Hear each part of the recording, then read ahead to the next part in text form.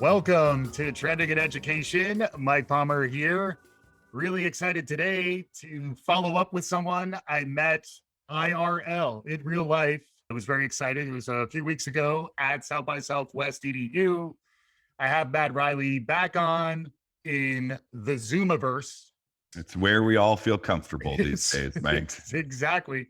I have Matt Riley with me. Matt is the co-founder and CEO of a company called Blueprint, who began as test preparation and is now extending into a lot of different dimensions of medical education. We're going to talk about a lot of the interesting work that Matt and team have been doing. But before we do any of that, now I am formally welcoming you, Matt. Matt, welcome to Trending in Education.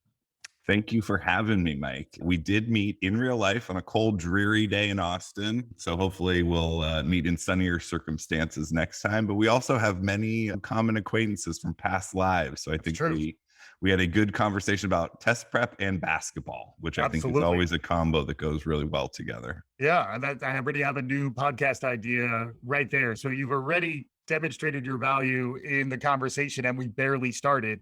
We always begin by asking our guests for their origin story, what got you to this point in your professional life. You just touched on test prep, which is part of my origin story as well. However you care to spin the yarn, Matt, let us know how you got to this point in your career.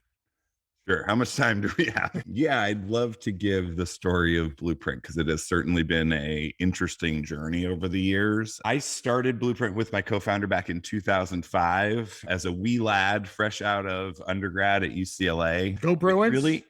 Go Bruins. And I did not have much to my name except a very good LSAT score and some teaching abilities. I put those two together and we started an LSAT test prep company that was 2005. So we were before the days of online education. It sounds very quaint these days, but we grew up as a in-person LSAT test prep company. Students used to come to these places called classrooms to learn things and listen to someone live and in person. I know that sounds crazy to some of the younger generation, but that's how we did things. And through those early years, we really got firsthand knowledge and experience with what type of learning experiences would drive better results for our students. The initial idea behind Blueprint was what we called edutainment. I mean, it was really the idea that you could take what is traditionally viewed as a really frightening, intimidating, terrible process.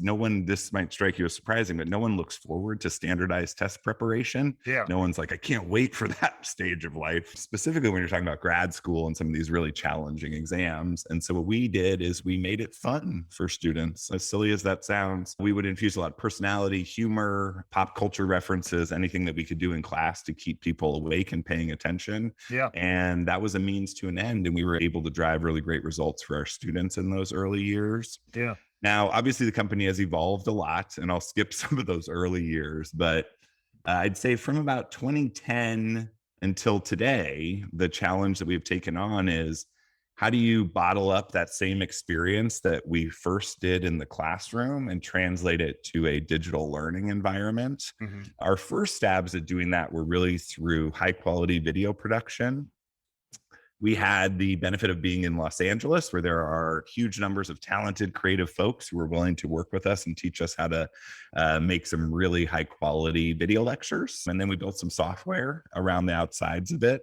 And the platform became our main priority. And we started adding some pretty innovative learning tools that students were responding to. I like to tell the story from about 2011, 2012 timeframe. This will again sound surprising to folks, but in the early days of online education, there was a lot of doubts about the efficacy of the medium. Yep. Like taking an online course was very much seen as an inferior alternative to learning in the classroom. Although just to be clear, as an e-learning OG, the future is here now, William Gibson. It's just not evenly distributed. There were pockets, there were elements of online learning that were thriving back in the day, but your characterization of the perception, I think, is fair. Please proceed.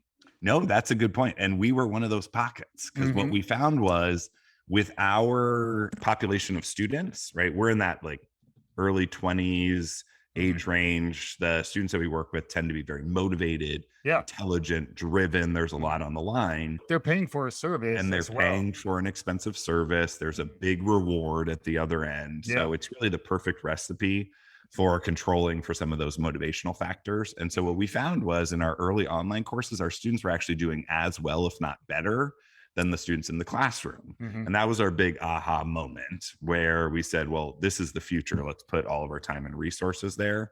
So we really built out our platform over those years, but still focused on the pre-law market.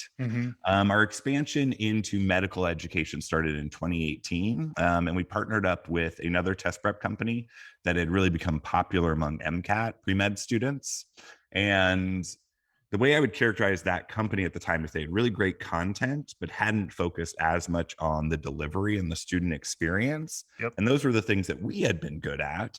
So we said, well, what if we took that content and put it through some of our systems to create an even better student experience? And we did that. It took a little while because we had to figure out how to take really dense science content. We're talking about organic chemistry and biology and all of those things and say, how do we bring this to life for students in the same way? But we committed to it and we made an MCAT course that, dare I say, is also fun. Wow. And it turns out, here's a weird thing, pre-meds like to have fun just like everyone else. And they like to enjoy and get engaged and have fun while they're learning things. Cyndi Lauper was right. It just applies to more than just girls.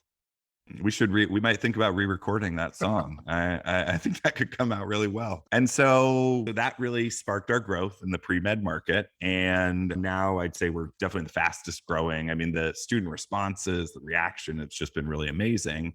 And once we kind of established ourselves in that pre-med vertical, our goal was to expand past traditional test prep.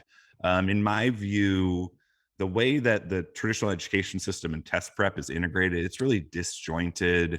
Students very often don't have clear direction or guidance about what they should use when, how things work well together.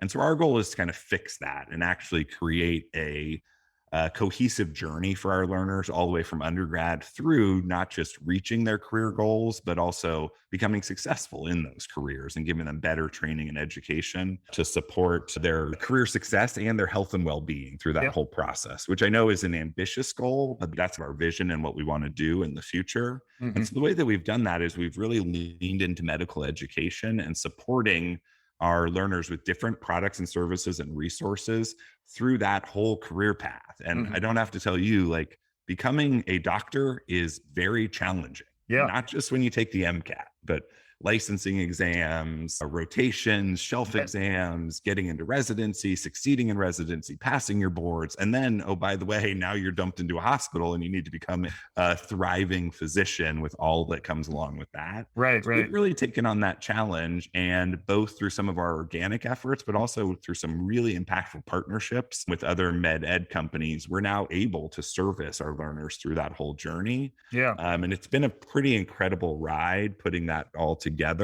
And it requires a team that's really committed and understands the journey and is empathetic to what students need at the different points, but also a platform that can learn about students at every step and get smarter and be able to feed them content, resources, services in a really smart way. Because as you can imagine, the needs of a pre-med versus somebody in med school versus somebody in residency are just wildly different. And in the new world, right, meeting students where they are and making sure that it fits into their life and all the demands on their time, all of that's been really front of mind for us, which is fun. And through that, we're now actually doing medical training more broadly. We work a lot with PAs, we work with NPs. I break down initialisms. PAs are physician's assistants. And then what was the second one? NPs. Nurse practitioners. You passed. That's my first pop quiz for you. Yes, I have been learning a lot myself. Don't get me started on all of the certification bodies and the testing organizations. There are more acronyms than I like to admit. But we're really excited about it. We think that the future is a world where we really support. I think that the world of test prep and training is really blending together, because a lot of the core principles of test prep apply to anything that you need to learn in life. It's all outcome based, efficiency based. And those are a lot of the trends behind lifelong learning and these kind of the new world of professional training and continuing ed, which used to be pamphlets in the mail. Yeah. And now it's like, how can we really support our learners even when they get there, to make sure that people are really taking education and taking learning as a lifelong pursuit, as compared to just something that gets you through your certification and then you're on your own. Yeah. And the disjointedness that you're talking about is something I've thought about a lot, not just within test prep, also across silos. If you look at K 12 to higher ed to workforce development, lifelong learning, frequently those things are pocketed and there's not a lot of insight across, which is why I could imagine building out that platform and then keeping those touch points across the professional lifespan of a doctor or a lawyer or another professional. You could understand those transition points better. And frequently, that's where folks need the most help, is where if the handoff isn't smooth because the silos are silos, you can feel a little bit lost. So I understand the strategy. It all makes sense. The backstory telling was spot on. And then it's 2020 and the pandemic happened, and you're dipping your toes in the waters of medical education. Can you talk a little more about what it's been like in this period, and then focusing maybe a little bit more on medical education, which we've all most likely been rethinking and re-examining how we engage with healthcare just generally, how we think about public health in light of the pandemic. And then that's as a non-doctor. If you're someone who is in a medical profession, in a healthcare profession, beyond, thank you for your service, and hopefully you're navigating the burnout. What's it been like for you entering into this market and trying to respond and design for these folks who are going through some real difficult times? It's really kind of reinvigorated us about our mission and what we're able to do to support learners through the journey. First, I'll just say, to reiterate the point you made, in the traditional education, test prep, grad school, professional training market, it's a lot of starting over. And that's what we're trying to fix. It's, you go through undergrad, you forget everything, then you start over so you can cram for this test. And then it's time to start grad school, you start over learning again.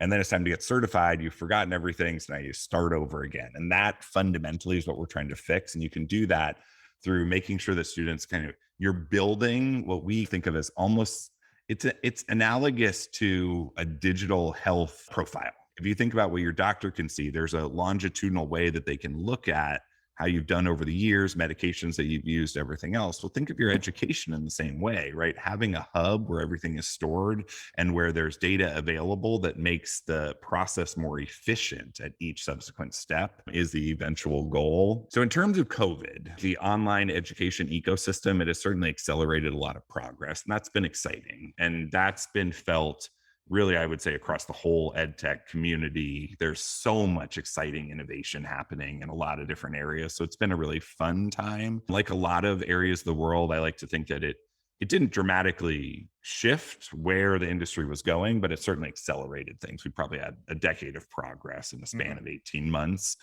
which was, I would say, kind of a healthy shock to the system. One of my fears on a big level is that traditional education systems will ignore some of the things that happened during COVID and just snap back to how we were doing things before. Yep. And we're seeing that a little bit. And instead of leaning in and taking advantage of the opportunities that hybrid learning and online education platforms can give to students, it's hard to break from those models because they make a lot of money at the end of the day. And I'm not questioning motives, but just like really being kind of forward thinking and innovative with where we're going. On the healthcare side, as we've leaned into medical education, I've learned more about the healthcare system in this country. There's a lot of really troubling trends, and COVID really exacerbated a lot of the problems. In a way, there was a real positive that came out of COVID, which was the idea that in the middle of a global pandemic, people saw healthcare workers going into hospitals in the middle of nightmarish conditions and helping people. And at the end of the day, saving lives, risking their own lives, like really doing heroic work. So healthcare heroes, I think it put that in a spotlight, and that is long overdue. We've seen another kind of positive is that we've seen a huge uptick in interest. So the number of people applying to med school, applying to PA school, the number of people getting into nursing, all of those numbers are increasing, which is great. Now, there are some like supply and demand issues there that need to be resolved because, and I'll flip to the other side, there's a real crisis in healthcare in our country, and it's getting worse. And the pandemic accelerated some of the negative trends. We do not have enough advanced practitioners out there, meaning doctors, PAs, NPs, and nurses, to service the healthcare needs of our country generally, let alone during a pandemic. So, what was happening is you have people holding up signs, people saying, thank you to our healthcare heroes, all of that stuff. That's great. But then healthcare workers go into the hospital, go into the medical settings, and they're working under terrible conditions. They're understaffed, they're overworked. So there's all these trends around burnout, people leaving the profession, which is just making the crisis worse. Mm-hmm. So that's been the part that we've really taken to heart. And as a medical education and training company, we are incredibly excited and proud and passionate of the idea that we can help fix that. We can actually help give people better training and education so that when they get there, they avoid some of these symptoms of burnout, and we can hopefully lessen the amount of people leaving the profession.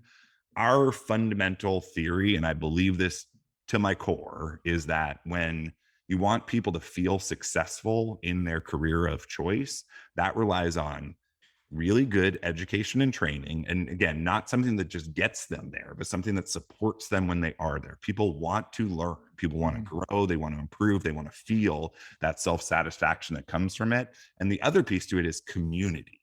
If you feel alone, if you're in a hospital and you don't feel like you have a community of people that you can talk to, that you can empathize with, that understand what you're going through, it can be this really lonely experience. You can imagine people, especially during emergency times like we've been through, you can't blame people for saying, I'm out of here. And so what we're trying to do is continue with our learners and say, we've gotten you here. We're going to continue to support your journey through your career, challenge you to take learning seriously, to continue to upskill so that you can show up at your job feeling good about what you're doing every day, and then build community around it. Because when people know that other people are going through the same things, we really think that that can be impactful on improving job satisfaction for these people who we now see are healthcare heroes. But let's treat them like heroes and support them in all the ways that we possibly can. That makes sense. It reminds me of a signature move that I make on the show. I get social emotional, baby. There you go. Shout out Whitney Houston, Gone Too Soon. But I've been talking about that since we started back in 2016. And that is a massive trend. Even beyond a trend, it's almost like a mindset shift that has happened where if you're not empathetic, you're on the wrong side of professional growth and advancement and really fulfillment within your career. And that's why I do think the continuity of care that you're describing, it's almost reminiscent of a primary care physician or nurse practitioner who knows you, knows the family doctor, who actually knows where you are, not just in this particular hurdle, but more in your full life, and then tries to be curatorial, which is another area that I wanted to get into with you as well, which is, a guide who isn't necessarily trying to sell you on their own things, but also as someone who can take a step back, look at things somewhat impartially. The increased focus and the trends around lifelong learning, the reskilling and upskilling of the workforce, all of those things are great, but they're very much focused on people who want to learn new things. If I want to get a new career, if I want to go be a data analyst, right, there's a million resources out there for me to have a career pivot and go try something new. What there hasn't been enough focus on is exactly what you're talking about, which is supporting people who are pursuing these high stakes careers and giving them professional preparation through the journey to get there and once they arrive. And what that requires is that vertical orientation that you're talking about. It's this idea that at each step we have data about thousands of students who have been through this same process. So it's not just that we can feed you content that will help you learn the things that you need to know. It's that we can actually anticipate and be more predictive about the challenges, the obstacles, what career paths might actually be the most successful for you in the future. Because as you can imagine, these students have profiles where you can draw some connections and look at people who might be successful in one specialty versus another. And again, that can have the impact of increasing satisfaction once you get there. Now, the other piece that you're talking about is in the traditional system, test prep, and I would broaden it to kind of ed tech generally, supplemental resources and everything else. It is very much a walled garden.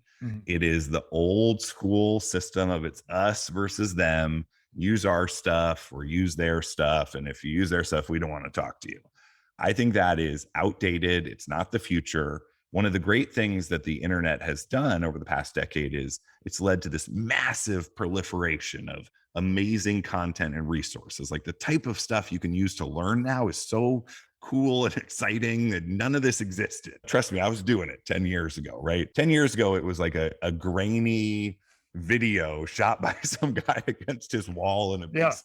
Like it was bad. And now you look at the stuff that's out there, it's really amazing. Here's the bad part about that.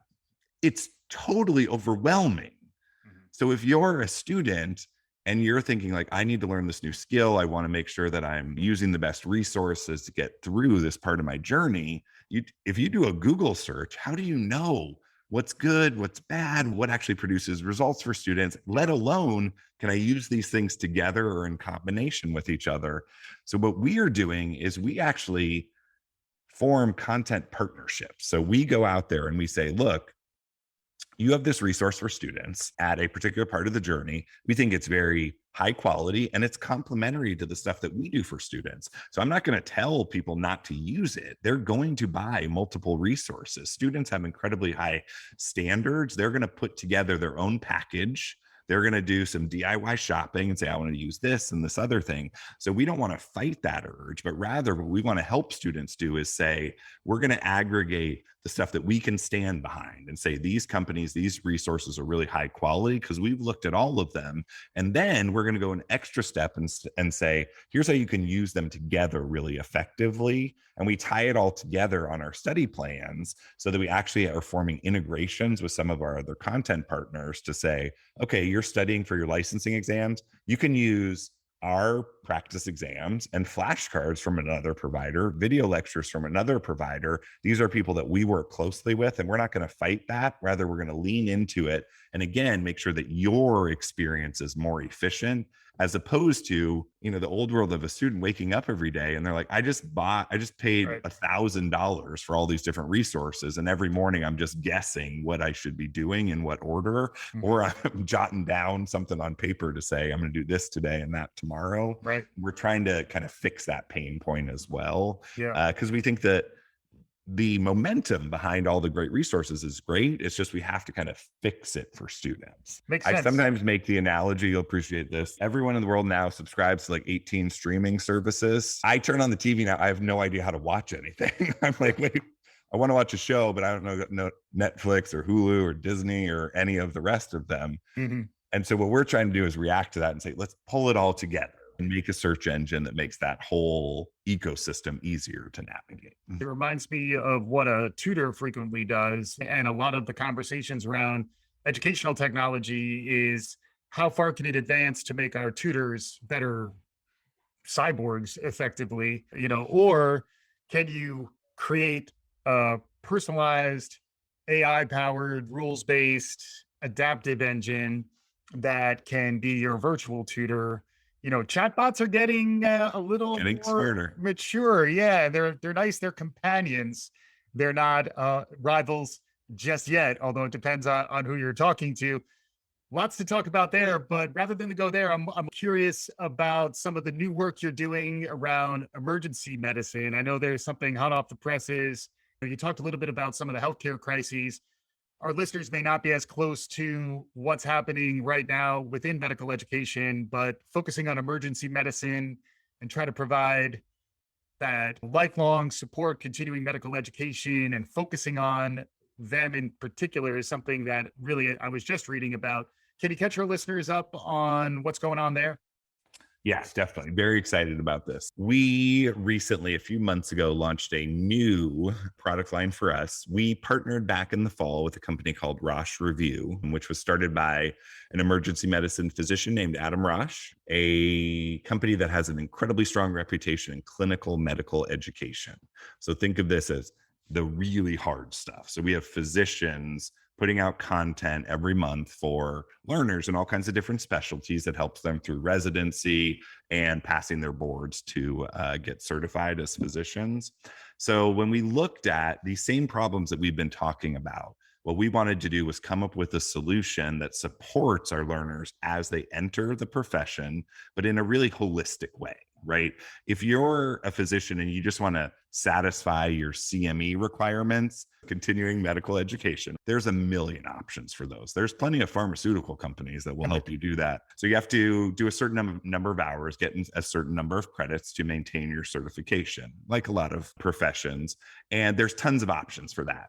But generally, the options prioritize ease of use, or sometimes they're paid for by the pharmaceutical companies to get ingratiated with physicians, you might say. Neither of which supports what doctors actually need. They want to stay up to date on the latest trends. They also want people to help them through this really hard life transition. These people have been through medical school, 4 years of medical school, 3 or 4 years of residency. That is incredibly challenging, the time commitments. You have to sacrifice a lot of things in your life to get through that process. And now all of a sudden you're certified to be a physician, you're walking into the hospital. So in the same way, we want to support these people through that stage of the journey to make them successful. So we put together a subscription-based product that pushes out new content to emergency physicians every month.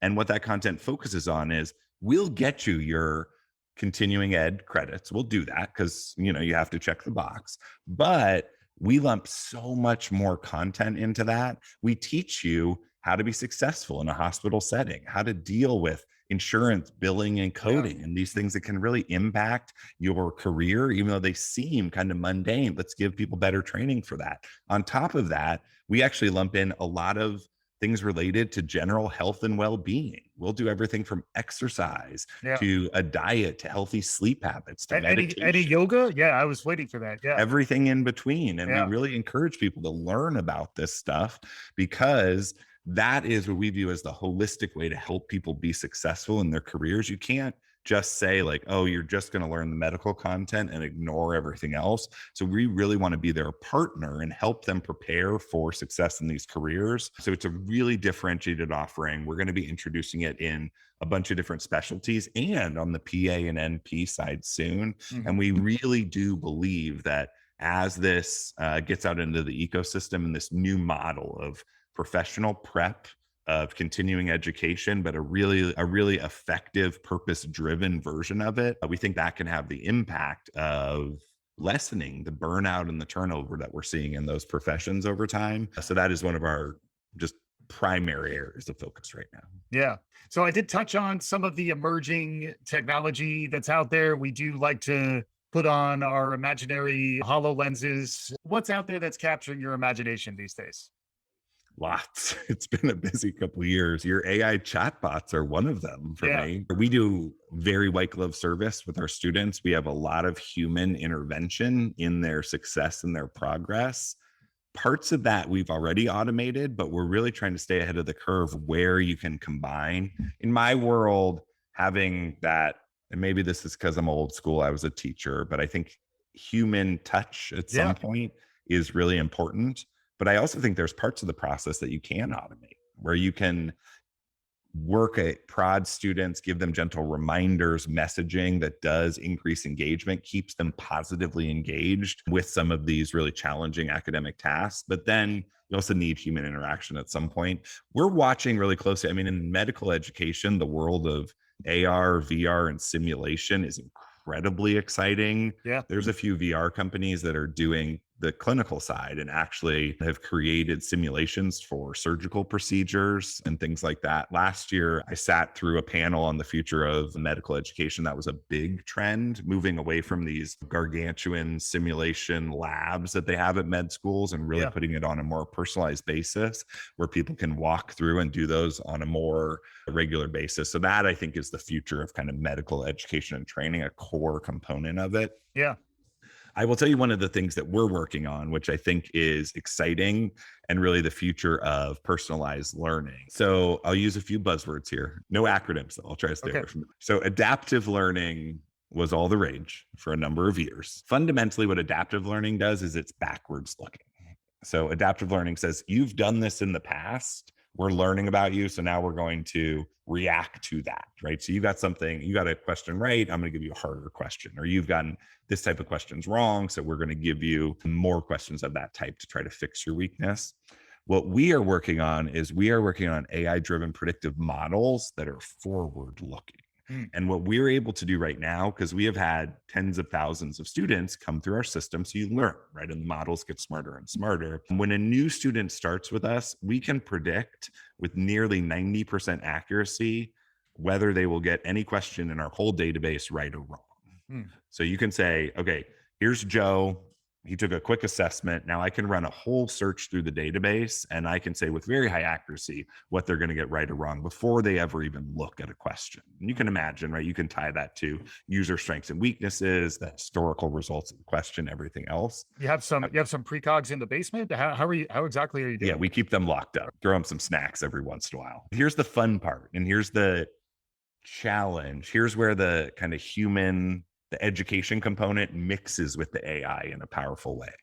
Say I can tell you, Mike, here's the questions you're going to get right. Here's the questions you're going to get wrong. How do we use that information to drive better outcomes for that student? How do we increase mastery of a certain content area? Because you might say, oh, well, you just give all the questions that they're going to get wrong so they can learn from those. But if I do that, people are going to stop studying because they're getting everything wrong.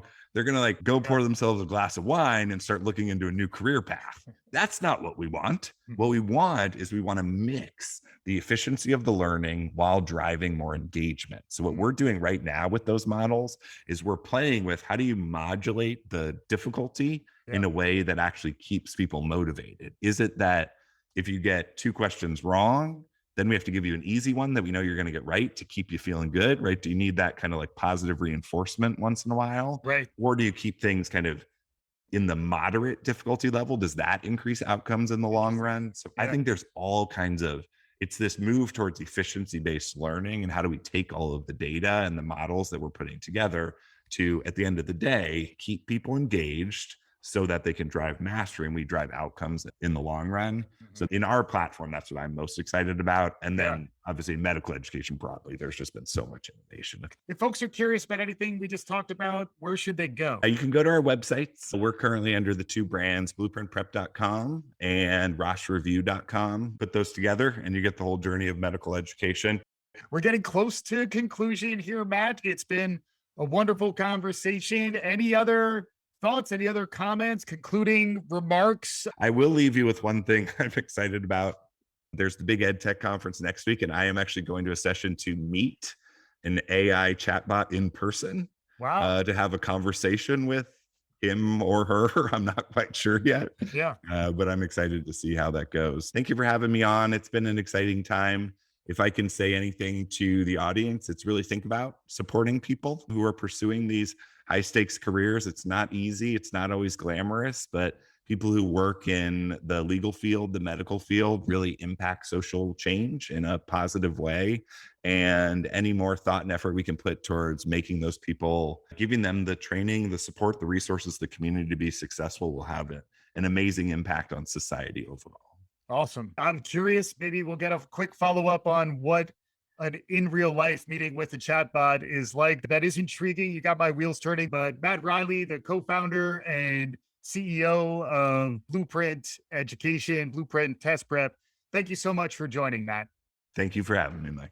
And for our listeners, hopefully you enjoyed what you're hearing. If you did, please write us a review, subscribe, do all the good things. We'll be back again soon. This is Trending in Education.